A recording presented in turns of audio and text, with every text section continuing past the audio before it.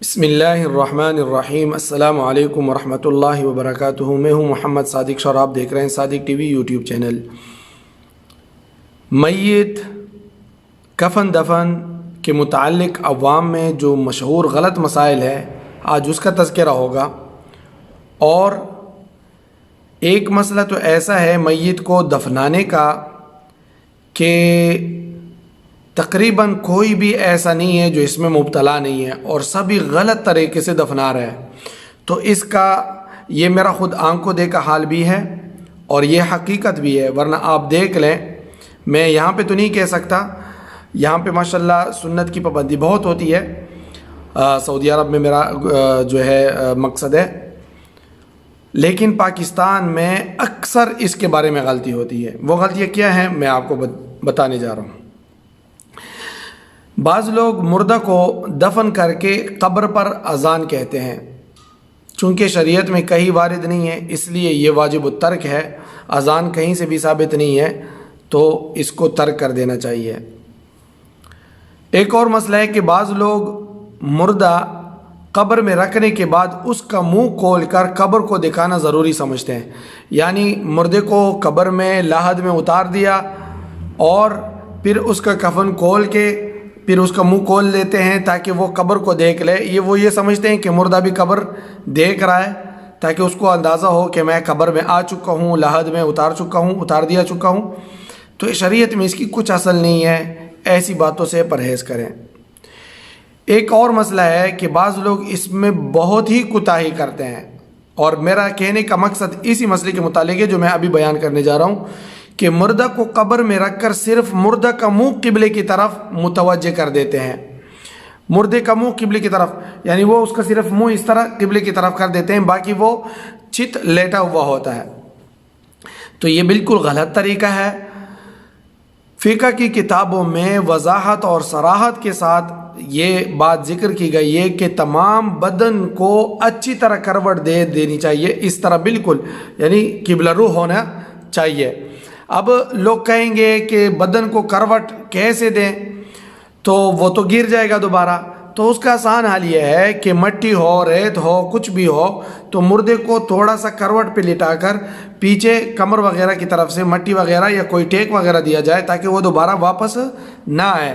یعنی دائیں کروٹ پر قبلہ رخ جو ہے نا اس کو لٹانا اور لحد میں اتارنا صحیح طریقہ ہے۔ چت لٹا کر اس طرح اور صرف اس کا منہ قبلے کی طرف کر کے یہ بالکل غلط ہے، اس کا بہت ہی خیال کرنا چاہیے، اور اسی میں اکثر لوگ مبتلا ہیں۔ ایک اور مسئلہ ہے کہ بعض لوگ قبر میں عہد نامہ یا شجرہ وغیرہ رکھ دیتے ہیں، کوئی بھی عہد نامہ کہ میت کا یہ عہد نامہ ہے اور اس کو عذاب سے بچا لے گا، یا جو ہے اس کا شجرہ، اس کا کوئی حسب نسب ہے وہ رکھ دیتے ہیں۔ تو یہ ایک تو بے ادبی ہے، جب مردہ گلے گا سڑے گا تو یہ اس چیز کی بھی بے ادبی ہوگی۔ لیکن اگر مردے کو، میت کو کوئی اللہ کے عذاب سے بچا سکتے ہیں تو وہ اس کے اپنے نیک اعمال ہے، نہ کہ اس کا حسب نسب، اس کا کوئی فائدہ اس کو نہیں دے گا۔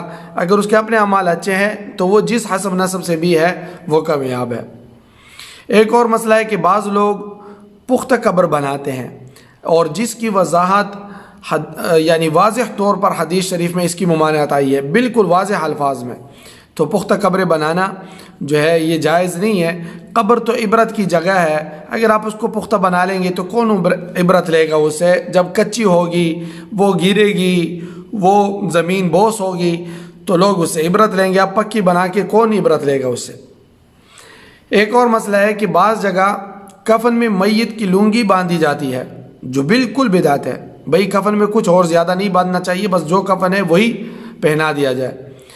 ایک اور مسئلہ ہے کہ بعض جگہ اگر کوئی میت یعنی کوئی فوت ہو چکا ہے جمعے کے دن یا شب جمعہ میں، تو وہ نماز جمعہ کے انتظار میں جنازہ کو رکھتے ہیں تاکہ زیادہ نمازی نماز جنازہ میں شامل ہوں گے۔ یہ بالکل جائز نہیں ہے۔ جس قدر جلدی ممکن ہو نماز اور دفن سے فراغت حاصل کرنا واجب ہے۔ اگر یہ اللہ کا نیک بندہ ہے تو ان کو اپنی اصلی جگہ تک پہنچانا چاہیے، اور اگر یہ جو ہے گنہگار ہے اور تو اپنے کندھوں سے اس کا بوجھ اتار دینا چاہیے اور جلد از جلد اس کو اپنی جگہ تک پہنچانا چاہیے، تو اس طرح کرنا جائز نہیں ہے۔ ایک اور مسئلہ ہے کہ بعض اموات کسی خاص شخص سے نماز جنازہ پڑھوا لیں، بھئی کسی نے وصیت کی کہ میرا جنازہ فلاں پڑھوائے، یا جو ہے ان کے ورثہ یہ کہتے ہیں کہ فلاں شخص سے پڑھوائیں گے، یا کسی خاص مقام پر دفن ہونے کی وصیت کر جاتے ہیں، تو ورثاء اس کا اس قدر اہتمام کرتے ہیں کہ بعض اوقات شرعی واجبات بھی ضائع ہو جاتے ہیں۔ تو یہ بات جان لینی چاہیے کہ ایسی وصیتیں شرعاً لازم نہیں ہوتی، بلکہ اگر کوئی خلاف امر خلاف شرع چیز لازم آتی ہے تو اس پر عمل کرنا بھی جائز نہیں ہے۔ ایک اور مسئلہ ہے کہ بعض ورثاء میت کے ترکہ سے، جو میت نے اس کو چھوڑا، اس میں سے میت کا قرضہ ادا نہیں کرتے، مکر جاتے ہیں۔ یہ بالکل صریح ظلم ہے۔ ورثاء کو جان لینا چاہیے کہ میت کی روح جنت میں جانے سے اس وقت تک معلق رہے گی جب تک قرض ادا نہ ہو، اور نبی کریم صلی اللہ علیہ وسلم تو ایسے لوگوں کا خود بذات خود جنازہ بھی نہ پڑھاتے کہ جن پر قرض ہوتا تھا، صحابہ سے کہہ دیتے کہ تم اپنے بھائی کا جنازہ پڑھ لو۔ تو اتنی سخت بات ہے، اگر اس پہ قرضہ ہے تو میت کے ترکے میں سے اس کو ادا کرنا چاہیے۔ تو کیا آپ اپنے عزیز کے لیے اتنا بڑا حرمان گوارا کر سکتے ہیں کہ اس کی روح معلق رہیں اور آپ اس کا قرضہ ادا نہ کریں؟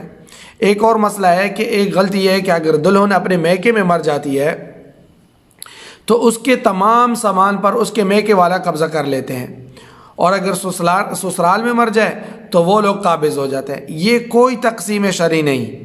قرآن و حدیث کی وعید یاد رکھ کر حقوق العبادت میں کوتاہی نہیں کرنا چاہیے۔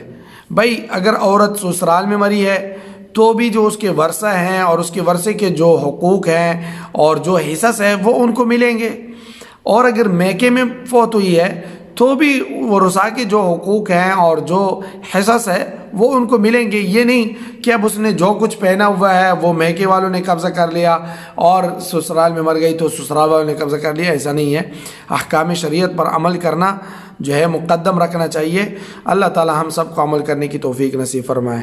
دوستو صادق ٹی وی کو سبسکرائب کرنا مت بھولیے، ویڈیو کو لائک کریں، شیئر کریں اور کمنٹ سیکشن میں اپنے رائے کا اظہار ضرور کریں۔